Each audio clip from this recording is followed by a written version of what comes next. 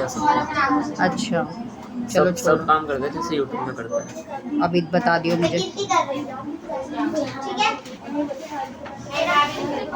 Hello friends, कैसे हैं आप सब?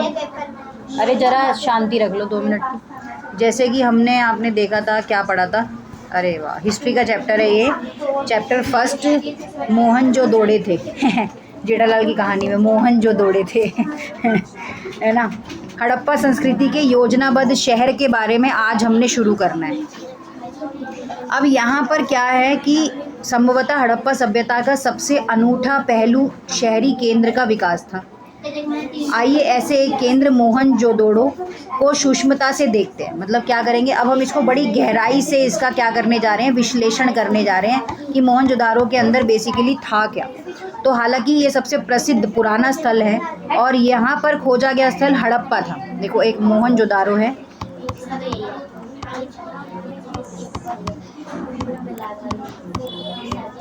जिसके अंदर एक स्थल की खोज हुई थी और उस स्थल का नाम था हड़प्पा। क्या नाम था उस स्थल का? हड़प्पा। सबसे पहले खोजा गया स्थल, सबसे पहले नंबर 1 पे सबसे पहले स्थल जो खोजा गया था वो हड़प्पा था। बस्ती 2 भागों में विभाजित थी, एक छोटा लेकिन ऊंचाई पर बनाया गया और दूसरा कहीं अधिक बड़ा लेकिन नीचे बना हुआ था। जैसे कि एक बस्ती है यहाँ पर, मान लो एक झोपड़ी है, इस तरह से एक बस्ती या एक बस्ती नाम समझ लो। 2 चीज़ें यहाँ पर बनी हुई थी, एक क्या थी ऊंचाई पर, ये क्या थे, ये छोटा था, छोटा इसको कह लो, छोटा किला कह लो, और एक था बड़ा। ये कहाँ बना था? ये निचले क्षेत्र में, मतलब जितना निचला, ये सारा फैला हुआ था। इसको दुर्ग के नाम से जानते थे, जो ऊंचाई पे बना हुआ था ये छोटा, लेकिन इसको दुर्ग के नाम से जाना जाता है। दुर्ग के नाम से जाना जाता है। इन्हें क्रमशः दुर्ग और निचला शहर का नाम दिया जाता है। ठीक है, तो यहाँ पर क्या था कि दुर्ग की ऊंचाई का कारण यह था कि यहाँ की संरचनाएं कच्ची ईंटों की चबूतरों पर बनी थी। दुर्ग की दीवारों से घेरा गया था, जिसका अर्थ है निचले शहर से अलग किया गया। मतलब यहाँ पर ये एक किला है, मतलब जिसको क्या बोल रहे हैं लोग, दुर्ग बोल रहे हैं। ये कहाँ बना हुआ है? ऊंचाई पर बना हुआ है, लेकिन ये कैसा है? ये छोटा है और इसके नीचे सारा शहर बसा हुआ है यहाँ पर, है ना। इसके लिए क्या, साइड पे दीवार घुसा दी, ताकि दीवार लगा दी ताकि कोई भी नीचे शहर से बंदा आसानी से यहाँ अंदर ना आ सके। निचला शहर भी दीवारों से घेरा गया था। अतिरिक्त कई भवनों के ऊंचे चबूतरों पर बनाया गया था, जो नींव का कार्य करते थे। अनुमान लगाया गया, यदि एक श्रमिक प्रतिदिन 1 घनीय मीटर मिट्टी ढोता है तो मात्र आधारों को बनाने के लिए 40 लाख श्रम दिवसों के आधार बड़े पैमाने पर श्रम की आवश्यकता होगी ही होगी। उसके बाद अगर मैं यहाँ पर बात करूँ तो चबूतरों के यथास्थान बनने के बाद शहर का सारा भवन निर्माण कार्य चबूतरों पर एक निश्चित क्षेत्र तक सीमित था।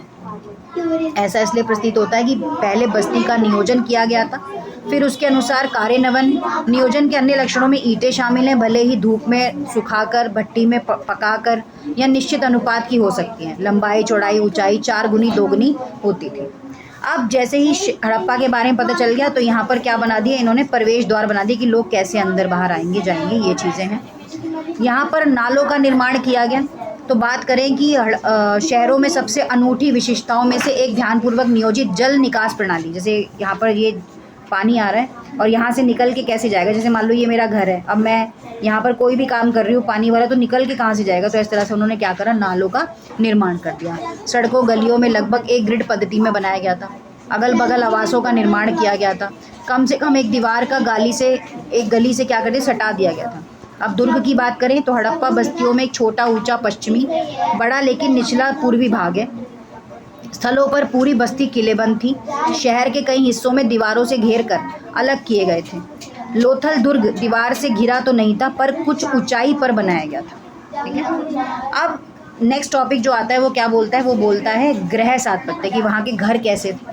तो मोहनजोदारो का निचला शहर आवासीय भवनों के उदाहरण प्रस्तुत करता है। जैसे एक तो दुर्ग हो गया, ऊपर किला हो गया, अब नीचे क्या है, जो निचले शहर बसे में वहाँ पर लोग रहते हैं, आवासीय भवन है।